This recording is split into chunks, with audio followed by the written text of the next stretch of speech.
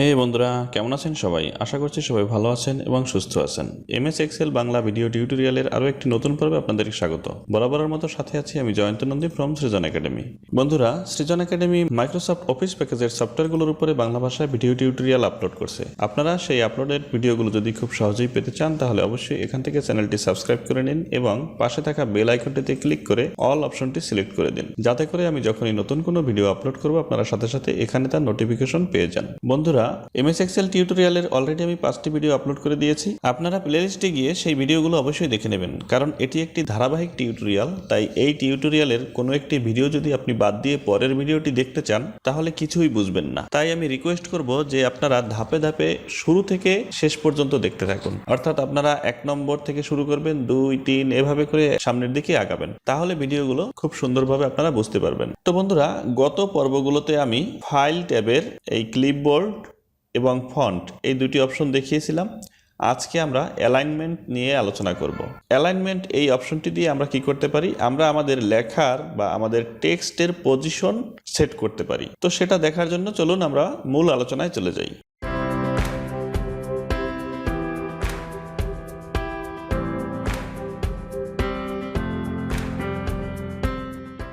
Welcome back বন্ধুরা, আজকে আমরা অ্যালাইনমেন্ট এই অপশনটি নিয়ে আলোচনা করব। তো এখানে দেখুন, প্রথমে আপনারা এই যে ডট ডট যে অংশগুলো দেখতে পাচ্ছেন এগুলোর মাধ্যমে আমরা টেক্সটের অ্যালাইনমেন্ট ঠিক করতে পারি। দেখুন, আমাদের এখানে যে লেখাগুলো আছে এগুলো বাম দিকে একেবারে এই যে আমার লাস্ট যে রেখা আছে এই রেখার সাথে একেবারে মিশে আছে, এবং এই যে দেখুন উপরের দিকে একটু ফাঁকা আছে, একেবারে নিচের যে রেখাটি নিচের রেখার সাথে মিশে আছে। তো এটা দেখতে খুব একটা ভালো লাগছে বলে আমার মনে হচ্ছে না। তো সেটা যদি আমি ঠিক করতে চাই তাহলে দেখুন এখানে আমি ক্লিক করলাম।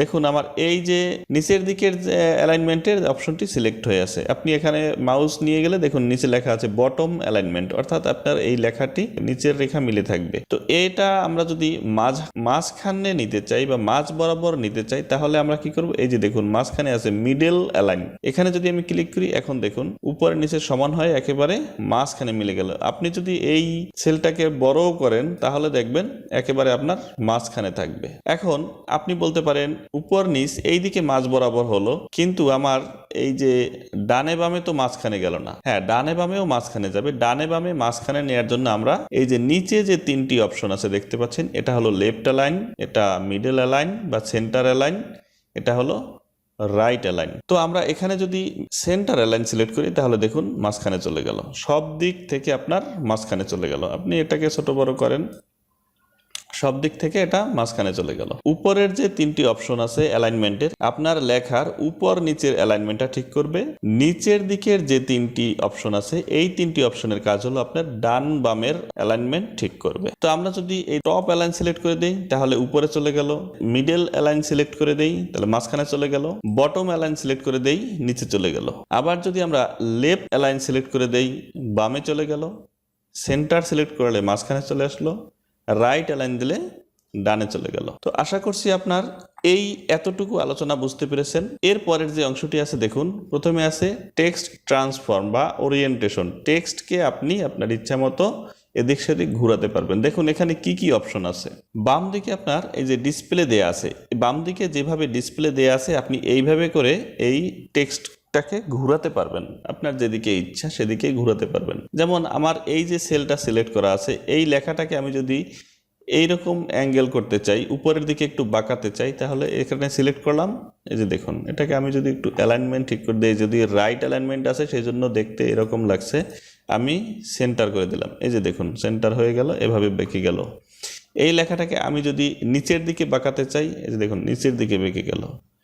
আপনারা এই যে ডিসপ্লে আছে এই ডিসপ্লে অনুযায়ী দেখে দেখে করতে পারবেন। এই যে দেখুন এভাবে হলো। এরপরে আর অপশন কি আছে, নিচ থেকে উপরের দিকে যাবে, এভাবে আসলো। এর পরের অপশন কি আছে, এই যে দেখুন উল্টো দিকে চলে গেল। তো এভাবে করে আপনারা টেক্সটকে রোটেট করতে পারবেন, রোটেশন করতে পারবেন।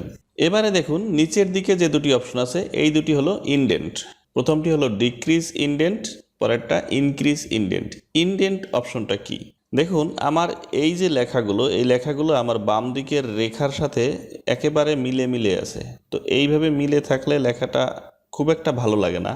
তো তো এখানে যদি একটু ফাঁকা থাকে তাহলে মনে হয় দেখতে ভালো লাগে। যেমন আমি যদি এই কয়েকটা সিলেক্ট করলাম, এখানে আমি ইনক্রিজ ইনডেন্ট দেই, দেখুন আমার বাম দিকে বা লেখার শুরুতে একটু ফাঁকা থাকলো।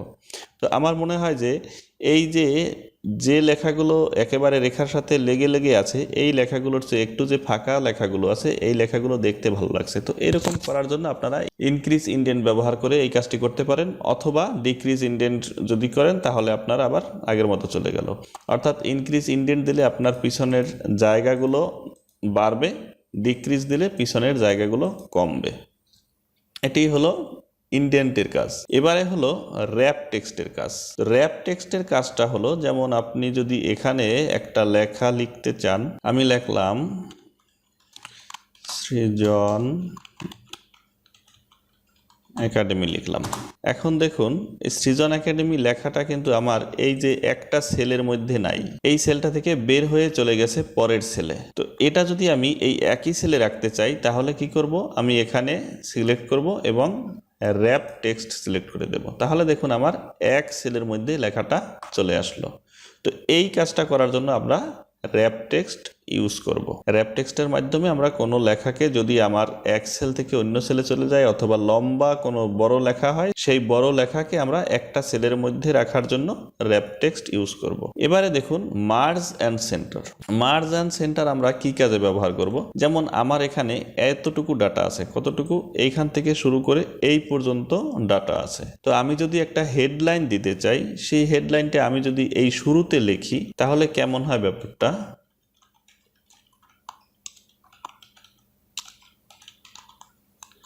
আমি এই শুরুতে হেডলাইনটা লিখলাম। এই হেডলাইনটা শুরুতে লেখার ফলে দেখুন আমি যদি এখান থেকে প্রিন্ট অপশনে চলে যাই তাহলে জিনিসটা দেখতে কেমন দেখেন। আমি একটু কেটে দিয়ে এই মাঝের লেখাটা ডিলিট করে দিলাম। এবার এটা ধরুন আমার হেডলাইন, আমি লেখার সাইজটা একটু বড় করে দিলাম, লেখাটাকে বোল্ড করে দিলাম। এটা ধরি আমার এই লেখাটুকুর হেডলাইন। তো আমার এই লেখাটা কতটুকু জুড়ে? এতটুকু জুড়ে, কিন্তু আমি হেডলাইন লিখলাম প্রথম সেলে। এখন আমি যদি প্রিন্ট অপশনে যাই তাহলে দেখুন হেডলাইনটা কেমন লাগছে। এই হেডলাইন তো সাধারণত লেখার মাঝখানে থাকে। তো আমরা এই হেডলাইন জাতীয় লেখাকে বা যে কোনো লেখাকে যদি কয়েকটা সেল মিলে একত্রে লিখতে চাই তাহলে আমরা এই মার্জ অপশনটি ব্যবহার করব। আমি এই লেখাটাকে যতটুকু সেল পর্যন্ত লিখতে চাই ততটুকু সেল এভাবে সিলেক্ট করব, দেন আমরা চলে যাব মার্জ অ্যান্ড সেন্টার অপশনে, এখানে গিয়ে একটা ক্লিক করে দেব। তাহলে দেখুন আমার সবগুলো সেল কিন্তু একসাথে মার্জ হয়ে একটা সেলে পরিণত হলো। এখন কিন্তু এটা একটা সেল। এবার আপনি যদি চান যে না আমি এই মার্জ রাখবো না, তুলে দেব, তাহলে এখানে গিয়ে আবার একটা ক্লিক করে দিন, আপনার মার্জ থাকবে না, আগের মতো চলে যাবে। আপনি যদি মার্জ করতে চান এখানে গিয়ে আবার ক্লিক করুন, আবার যদি রাখতে না চান তাহলে আবার ক্লিক করুন। তো বন্ধুরা, অ্যালাইনমেন্ট নিয়ে আজকের আলোচনা এতটুকুই।